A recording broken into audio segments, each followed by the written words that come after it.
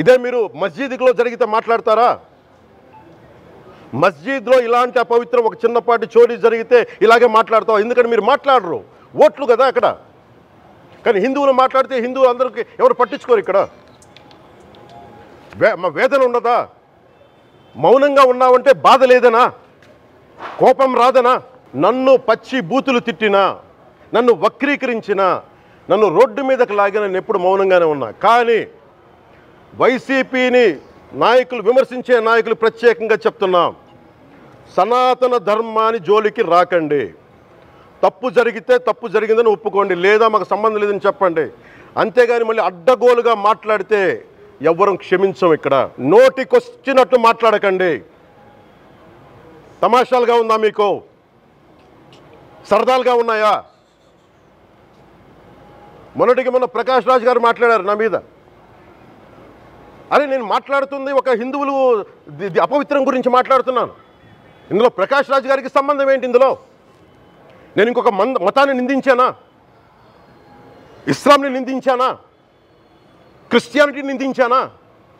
ఈ అపవిత్రం జరిగింది, ఇలా జరగకూడదు, ఫుడ్ అడల్టరేషన్ జరిగిందని మాట్లాడుతుంటే దీన్ని గోల చేయకూడదంటే, అంటే తప్పు జరిగినప్పుడు మాట్లాడకూడదా?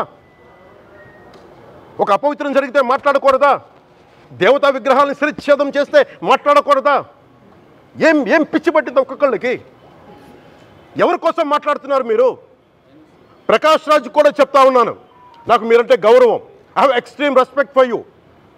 కానీ when it comes to secularism, Prakash Raj garu, it is a two-way, not one-way. I have extreme respect for you. You know that.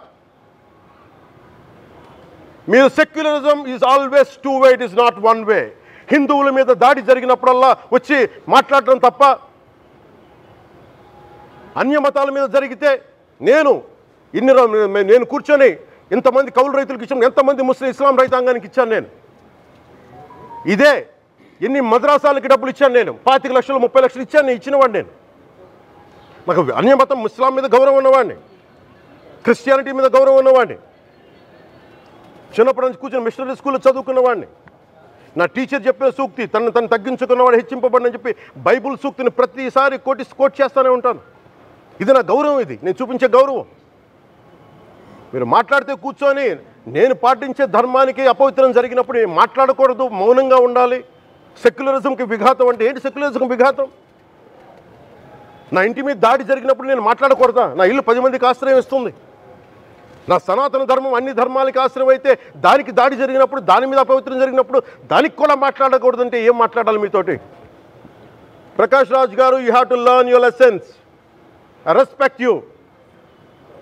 It's not just Prakash Raj garu, all the people who thinks in the name of secularism, you're going haywire. Let me tell you guys, we are extremely hurt. Don't make a mockery out of our sentiments. We are deeply, deeply hurt. It's not fun for you, maybe it might be fun for you. It is not fun for us. It's a deep anguish, deep pain. Don't you ever forget. Before you come and think 100 times and talk about Sanatana Dharma. Enough of this. చాలు. ఇష్టానికి మాట్లాడుతూ ఉన్నారు సనాతన ధర్మం మీద. అయ్యప్ప స్వామి మీద మాట్లాడతారు, సరస్వతి దేవి మీద మాట్లాడతారు. అల్లా మీద మీరు మాట్లాడగలరా? మహమ్మద్ ప్రవక్త మీద మీరు మాట్లాడగలరా? జీసస్ మీద మీరు మాట్లాడగలరా? అందరూ కూర్చొని సనాతన ధర్మం మీద, వినాయకుడి మీద జోకులు వేస్తారు, దుర్గాదేవి మీద జోక్స్ వేస్తారు, సరస్వతి దేవి మీద జోక్స్ వేస్తారు. మా మనోభావాలు గాయపడవా? మాకు బాధ ఉండదా? ఇది హిందూ మతం అంతం చేయడానికి కుట్ర అని మాట్లాడుతున్నారు. ఇది హిందూ మతంపై దాడి అని మాట్లాడుతున్నారు. ఇక్కడ మన పవన్ కళ్యాణ్ గారేమో క్రిస్టియన్లు, ముస్లింలు చర్చుల మీద, మసీదుల మీద ఇదే జరిగితే వాళ్ళు ఊరుకుంటారా? మేము ఎందుకు సహించాలి అన్నట్లు మాట్లాడుతున్నారు. ఇంత దుర్మార్గంగా ఎలా మాట్లాడగలుగుతున్నారు? హిందువులను రెచ్చగొట్టే ప్రయత్నం మీరు చేయటం లేదా? మతాల మధ్య చిచ్చు పెట్టే ప్రయత్నం కాదా ఇది? ఇక్కడ ఒక అన్యాయం జరిగితే క్రిస్టియన్స్ ని, ముస్లింల గురించి మాట్లాడాల్సిన అవసరం ఏముంది? ఎప్పుడూ లేనిది మన రాష్ట్రంలో కమ్యూనల్ వైలెన్స్ జరగాలి అని మీకేమైనా హిడెన్ అజెండా ఉందా? మతాల పేరుతో చిచ్చు పెట్టే ఉద్దేశం మీకుందా? ఒక మతాన్ని అవమానించాలి, ఇంకో మతాన్ని రెచ్చగొట్టాలి. ఇదే బీజేపీ చేసిన రాజకీయం. అదే బీజేపీ డైరెక్షన్లో పవన్ కళ్యాణ్ గారు, కూటమి సర్కారు కూడా వాళ్ళ చెప్పు చేతల్లోనే వాళ్ళు చెప్పినట్టే చేస్తున్నారనడానికి ఇంతకంటే రుజువు కావాలనా? ఆంధ్ర రాష్ట్రంలో ఎప్పుడూ కమ్యూనల్ వైలెన్స్ లేవు. అలాంటిది మీ పొలిటికల్ మైలేజ్ కోసం, పొలిటికల్గా మీరు లబ్ధి పొందడం కోసం ఇది కావాలనే రెచ్చగొట్టే వ్యాఖ్యలు చేస్తున్నారా అని అనిపిస్తుంది. ఇది భావ్యం కాదు. రెస్పాన్సిబుల్ పొజిషన్స్లో ఉన్న వాళ్ళు రెస్పాన్సిబుల్గా మాట్లాడాల్సిన అవసరం కూడా ఉంది. కేంద్ర మంత్రులుగా ఉన్నవారు కూడా ఇంత నిర్లక్ష్యంగా మాట్లాడుతున్నారు.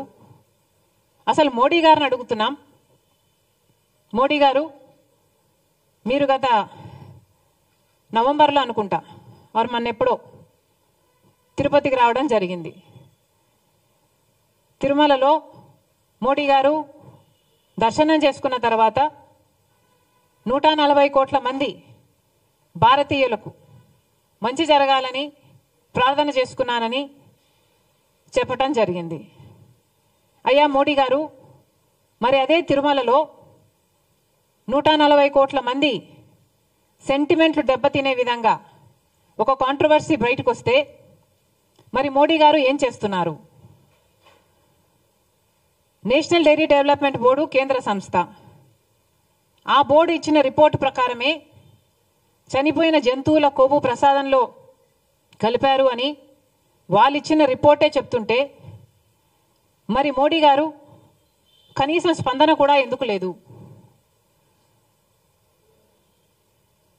మీరు చెప్పినట్టే 140 కోట్ల మంది భారతీయులకు సంబంధించిన అంశం.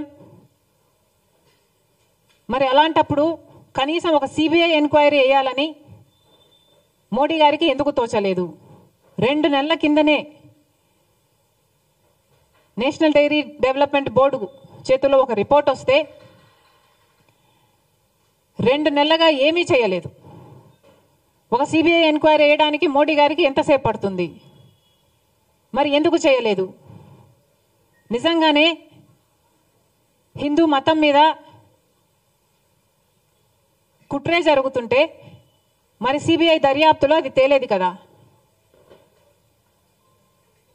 మరి సిబిఐ దర్యాప్తులో హిందూ మతం మీద కుట్ర జరిగితే అది దేశద్రోహం కదా? మరి అలాంటప్పుడు ఇంత సీరియస్ ఇష్యూ ఉన్నప్పుడు మోడీ గారు సిబిఐ ఎంక్వైరీ ఎందుకు వేయటం లేదు? చంద్రబాబు గారు కూడా సమాధానం చెప్పాలి.